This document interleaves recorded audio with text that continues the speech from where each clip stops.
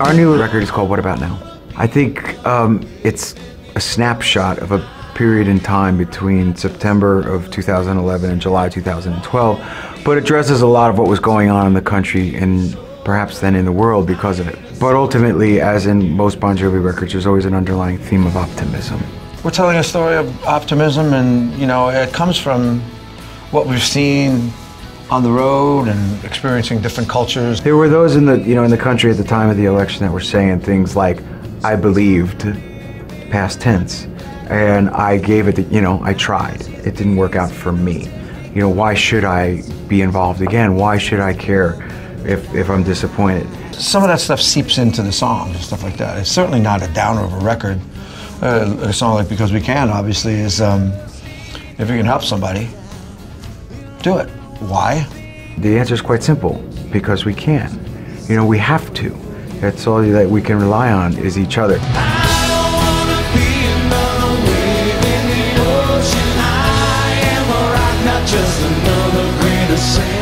We made our reputation being a live band, and no matter what album it was and what fads and fashions we're in or not in, we're always a big ticket seller, and people would come to know that when we played, we'd play all the hits, we'd play for a long time, and we'd give you real value for the money. And so we've always been trying to be cutting edge in the production, and this is no exception. It's a brand new production. I mean, we always try to think out of the box and do something new we've never done before. And for that fact, maybe nobody has ever done before. So there's a lot of good surprises. This stage is really cutting edge with the technology. You have to come and see it to appreciate it. You got to make it visually enticing for people that come to the show. Not only musically, we change things in many variables, but it's important to see visually. That's it's another sense that's important for a show. It's really a big production. Just another grain of sand. Oh yeah, the one you run to when you need a shoulder. I am a soldier, but I'm here to take a stand. I don't wanna be another wave in the ocean. Doing the album cover was fun. With Lou Bolin, it was very creative to have a great artist like that and being part of the art. And painting your face and hair for hours. It was interesting. We said we need to have an album cover in order to get the message out there. And the initial concept was simply put that logo. You've got a 1 inch by 1 inch piece of real estate on the computer screen, so we might as well just put that on and people recognize it. One day I was at an art fair and I saw the work of Lou Bolin, the Chinese artist who's sometimes known as the Invisible Man. And he paints himself into the backgrounds of pictures so that you'd walk by and you'd see, for instance, that Heart and Dagger. But in truth, he was painted into it. And I thought, what a great idea. I wonder if he'd ever consider a commission, to which the art dealer laughed at me and said, "You don't know who Lou Bolin is, do you?" And I said, "No, I don't." So now my education begins. Unbeknownst to me, somewhere in Beijing, China, lives Lou Bolin, and more importantly, Mrs. Lou Bolin, who happens to be a Bon Jovi fan. And word got to them, and she said, "Guess what? We're going to America. You're doing a commission because I want to meet the band." And so they came to America, and then we had the opportunity to create this great mural highlighting key elements of lyric throughout the record. And then in turn, he physically painted us into the background, and then they take a photograph of it. Who stand for the restless and the lonely, for the desperate and the hungry, we're down for the count. It was a 2-day process. The first day was the clothes, and the second day was everything from the neck up and your hands. That's when it became difficult. Standing there in the clothes, you could sort of breathe and move, but when you were painted from here to here, you had to close your eyes and hold your breath, and he'd shoot, and they would give you a little straw to keep your lips in, and that was it. It was patience.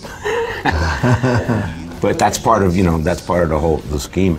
But the cherry on top is my 8-year-old son Romeo, who came home with his Halloween costume catalog, and he said, "Look, Dad," and it had an app on the cover, and the little boy was dressed as Batman on it.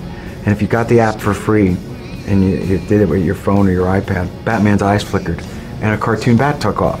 And then the light bulb went off again in my head, and I went, ah. So then we took this amazing art and created this augmented reality in which we walk out of the paint. And it's all about technology.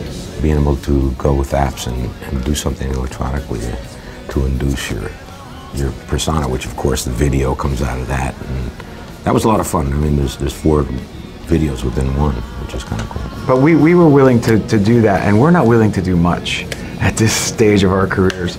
But we were willing to do that because it was so unique. It was just so incredibly unique. You know, nobody's ever done anything like that. It's my life, it's now or never.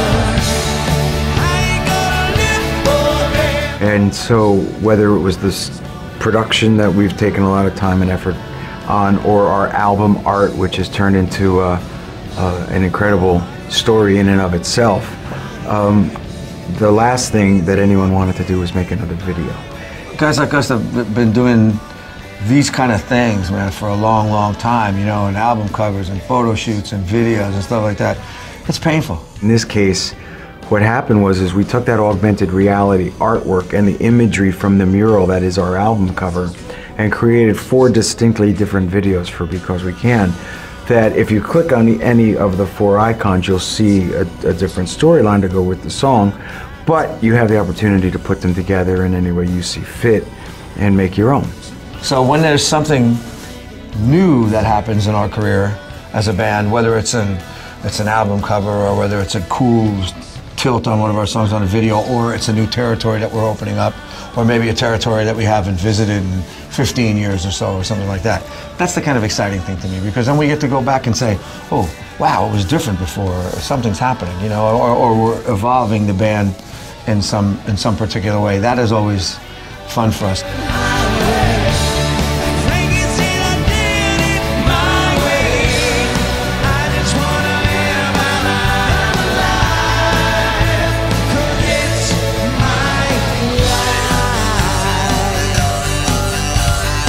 The tour concluded in Portugal on July 31st, 2011. That was a massive tour. It was like 18 and a half months and 52 countries. And I told the guys, I'll see you in a couple years. A month later, I started writing the record. Yeah, so we took a week off. Yeah. And started again. It's like a long weekend. You give love. When the flow comes, you just start going with it. And I started to amass songs for no other reason but to write. One thing led to another, and here we are now, about to embark on yet another tour. We're going to South Africa again, which is kind of cool. We haven't been there in a long time. 96 was the last time. And, you know, and there's a few places, Poland and a couple other countries we've never been to. It's really fun. Yep, we got a couple new ones on the docket, so that's pretty cool.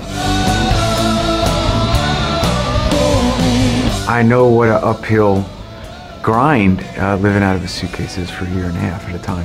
I say that tonight to you, pre-night 1. Post-night 1, it's all smooth sailing. But between now and after the first night, you're like, oh, why do we do this? And then you get out there and you go, that's why I do this. That's the fun of what we do. I think that's the end result.